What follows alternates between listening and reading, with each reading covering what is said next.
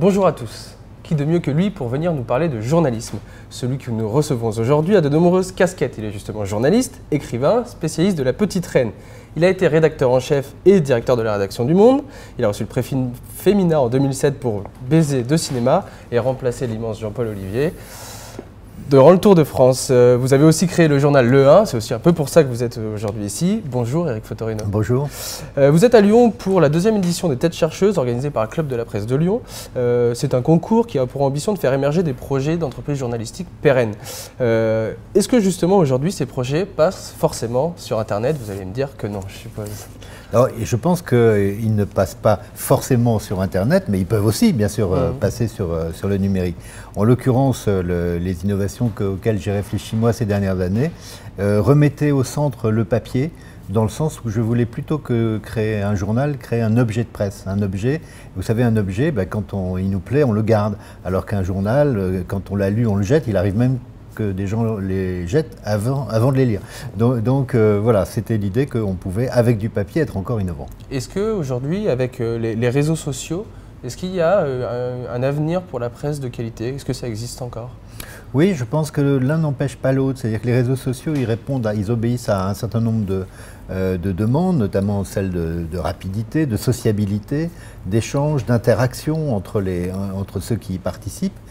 Quand on voit qu'il y a 1,7 milliard de personnes qui sont sur Facebook aujourd'hui, on voit bien que c'est une communauté, que ça répond à quelque chose, à un besoin.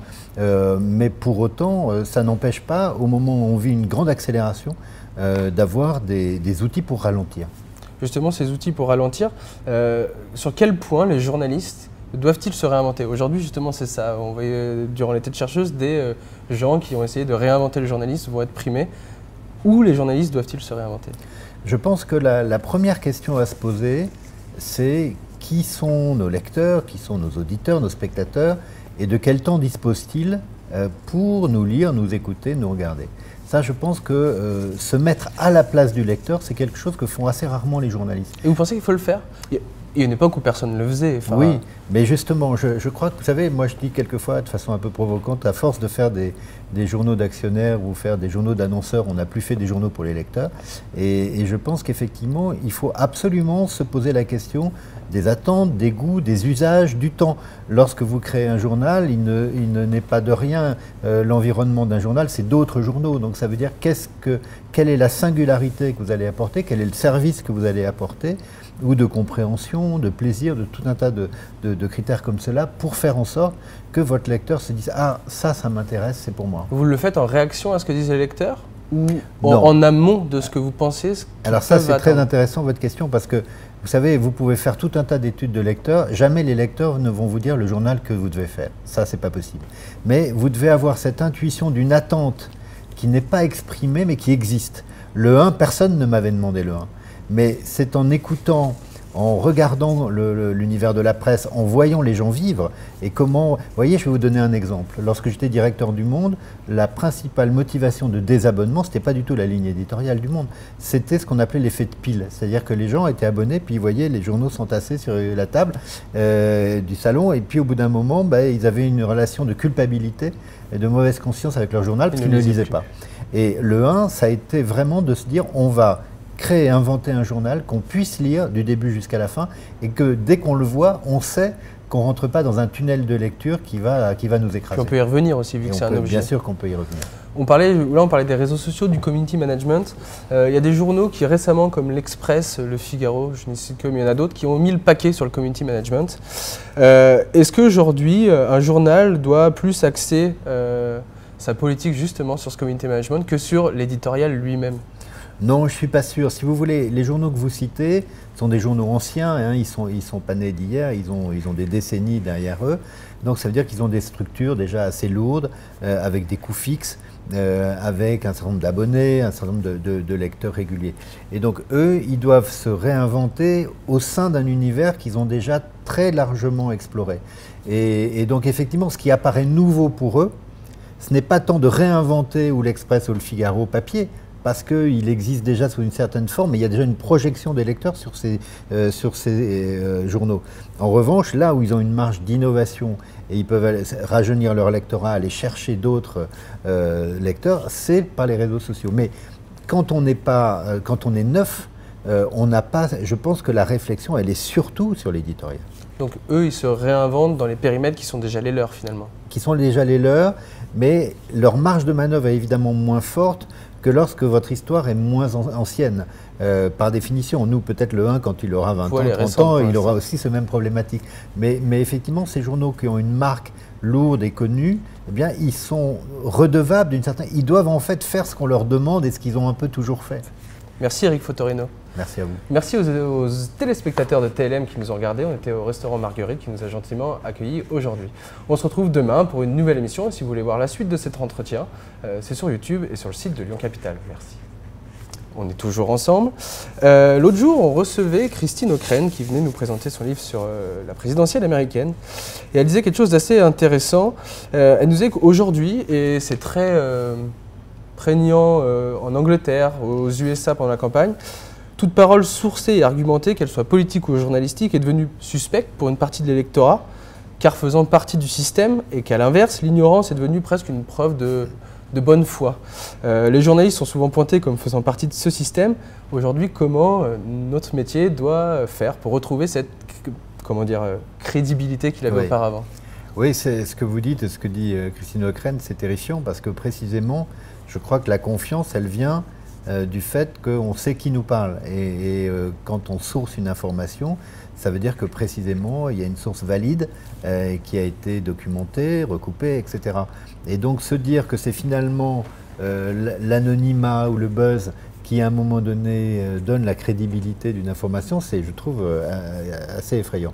Ce qu'il faut faire pour se réinventer de ce point de vue-là, moi je pense que précisément puisqu'on est dans un univers numérique un peu comme en perpétuelle expansion comme l'univers d'une certaine manière, il faut que chacun se construise, et ça commence, j'allais dire, dès l'école, se construisent un peu ces points de repère dans cet univers.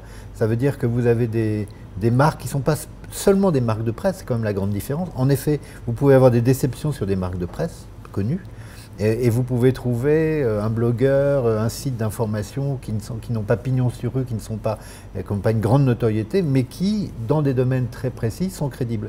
Mais ça ne vient que par l'expérience, c'est-à-dire que vous pouvez, lorsque vous vous intéressez à un sujet, vous allez voir les 10 sites qui sont soi-disant les plus compétents sur ce thème, et puis vous allez voir lesquels sont vraiment sérieux. Parce qu'il fut un temps où chacun s'informait en fonction d'un journal de presse ou d'un organe de presse. Oui. Il y avait les lecteurs de l'Humanité, du Figaro, de Libération.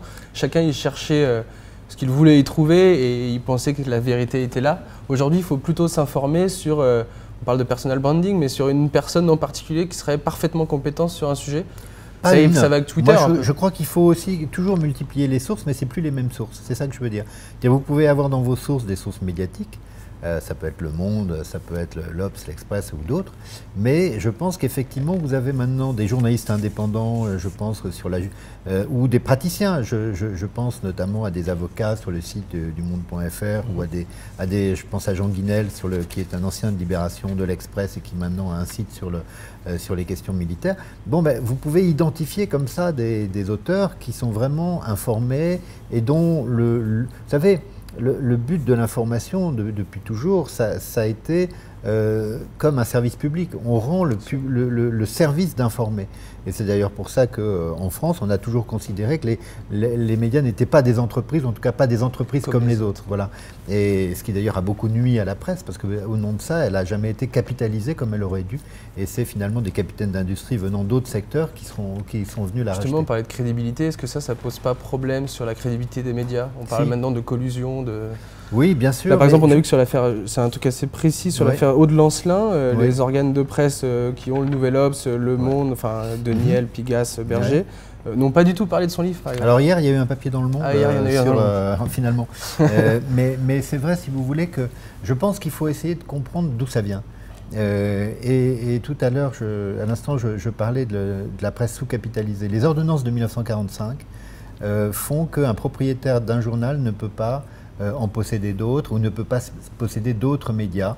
Et c'était les lois anti-concentration, anti-capitalistique. Il faut voir que l'esprit de la résistance, qui devient le Conseil national de la résistance avec la libération, c'est un esprit très anticapitaliste. Donc ça veut dire que la presse des années 45-50, la presse de la libération, on est sur l'indépendance, sur la liberté, le Parisien libéré, le Dauphiné libéré. On ferme des journaux qui ont été, entre guillemets, collaborationnistes. C'est Le Temps qui va renaître sous les formes du Monde. Et donc, dans cette période-là, on considère que l'information n'a pas vraiment de prix, puisque finalement, c'est un service public qu'on doit à tous. Et la conséquence de ça, c'est que lorsque la presse a commencé à vivre une grande crise à la fois économique, financière, industrielle, les années 80, on va dire, eh bien, elle n'avait pas les moyens, elle n'avait pas dégagé les fonds propres qui lui permettaient de résister, de se moderniser. Du coup, sont arrivés les Dassault et puis plus tard les Bolloré, les Lagardère, etc. Donc, si vous voulez, cette situation, bien sûr qu'elle est très critiquable, mais il ne faut pas oublier que c'est le législateur, à partir de la Deuxième Guerre mondiale, qui a créé les conditions pour que finalement des gens qui avaient réussi hors presse eh bien, puissent se racheter des journaux. Justement, là, on parlait de ces conditions. La dernière décennie a été relativement, j'allais dire, très difficile pour la presse en France. Vous, qu'est-ce que vous pensez? Comment la prochaine le sera? Elle le sera tout autant ou... Je pense que vous savez, c'est la phrase de Kierkegaard, le chemin n'est pas difficile, c'est le difficile qui est le chemin. C'est une phrase que j'aime bien parce qu'effectivement, je crois que ça n'a jamais été simple pour la presse et ça restera compliqué. Mais disons que je pense que ce qu'on voit aujourd'hui, c'est mourir un modèle. Le modèle pour la presse écrite en particulier, où on vendait 2 fois un journal, on le vendait à ses lecteurs, on le vendait à ses annonceurs. On voit la crise publicitaire, on voit l'érosion des ventes du papier, j'allais dire, traditionnel. Donc forcément, les 10 ans qui viennent sont assez excitants parce que forcément, le modèle va changer et qu'on va réinventer des médias, un peu comme des alliages. Vous savez, moi je prends souvent la comparaison de la sidérurgie des années 70, qui est la sidérurgie lourde qui est morte. Et finalement, ce qui a pu renaître, ça a été les aciers spéciaux, les métaux spéciaux, tous ces alliages, etc., qui ont fait qu'on a eu des métaux intelligents, des matériaux intelligents, etc. Donc je pense que les médias vont aussi faire leur mue. Et il va y avoir ce qu'on voit comme déjà, c'est cette dimension multimédia où finalement il n'y aura plus un seul silo de compétences, mais il y aura des silos croisés, et des partages de compétences et aussi des synergies qui permettront à la fois quelquefois la rapidité, quelquefois la profondeur, et puis de toucher un peu... toucher sur tous les tableaux finalement. Oui. Merci Eric Futorino d'être venu dans notre direct. Merci à vous. Merci à vous de nous avoir suivis. Merci, je le redis encore, à Marguerite qui nous a reçus. Merci à Aurélien qui est à la technique aujourd'hui. Et on se retrouve demain pour une nouvelle émission.